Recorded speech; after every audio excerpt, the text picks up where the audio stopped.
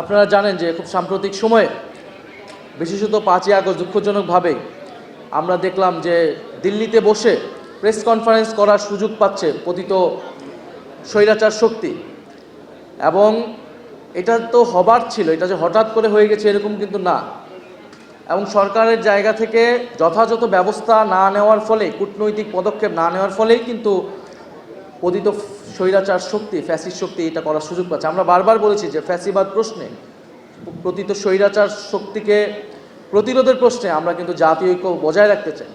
তো তারা পররাষ্ট্র মন্ত্রণালয় একটা প্রেস রিলিজ দিয়ে বাহবা পাওয়ার চেষ্টা করছে, কিন্তু বাংলা ভাষায় একটা কথা আছে, এটাকে বলে বাগাড়ম্বর, চলতি ভাষা আমরা বলি গলাবাজি।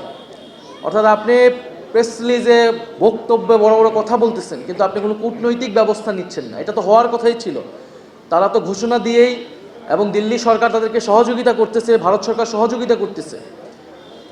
ভারতীয় হাইকমিশনকে ডাকা উচিত ছিল সরকারের, এবং ডেকে কঠোরভাবে এটার নিন্দা জানানো উচিত ছিল। এবং পরবর্তীতে এই ধরনের ঘটনাগুলি সরকার কী ব্যবস্থা নেবে, কোন ধরনের কূটনৈতিক ব্যবস্থা নেবে, এইটা জনগণের সামনে উন্মুক্ত করা উচিত ছিল।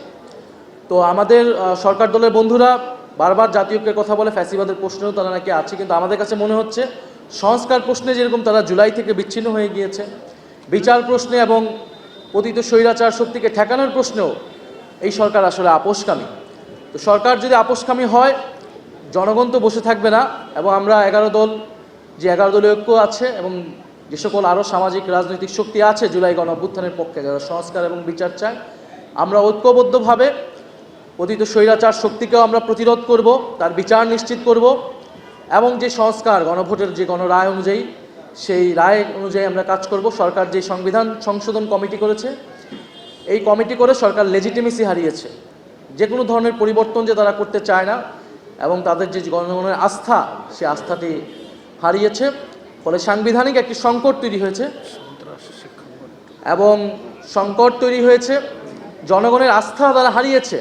এবং জনগণের আস্থা যখন একটা সরকার হারায়, তখন তাদের টিকে থাকতে হয় ক্ষমতা, দাপট এবং সন্ত্রাসের উপর ভিত্তি করে। এবং সেটা কিন্তু সেই চিত্র বিগত 16 বছরে যেরকম আমরা দেখেছি, এখন কিন্তু আমরা দেখছি এই সরকার সেটা শুরু করেছে, এবং শুরু করেছে ক্যাম্পাসগুলোর মাধ্যমে। কারণ যেহেতু জুলাই গণ অভ্যুত্থানের সবচেয়ে বড় ভূমিকা, ক্যান্টনমেন্ট ছিল আন্দোলনের, দুর্গ ছিল হচ্ছে এই বিশ্ববিদ্যালয় ক্যাম্পাসগুলো।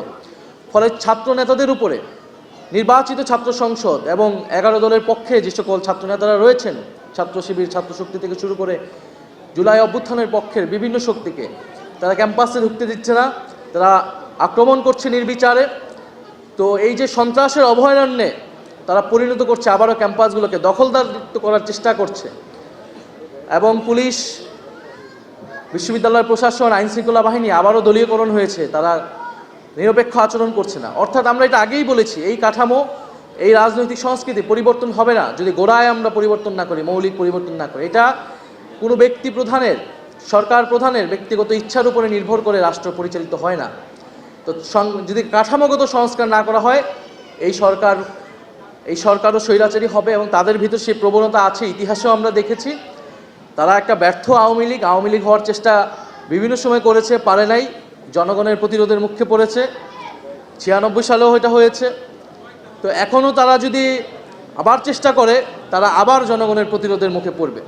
ইনশাআল্লাহ আমরা সেটার জন্য ঐক্যবদ্ধ আছি, এবং এই সরকারকে বলবো দ্রুত সময়ের মধ্যে জুলাই গণ অভ্যুত্থানের এই সকল দাবি যদি তারা বাস্তবায়ন না করে, তাদের পক্ষে দেশ পরিচালনা করা সম্ভব হবে না।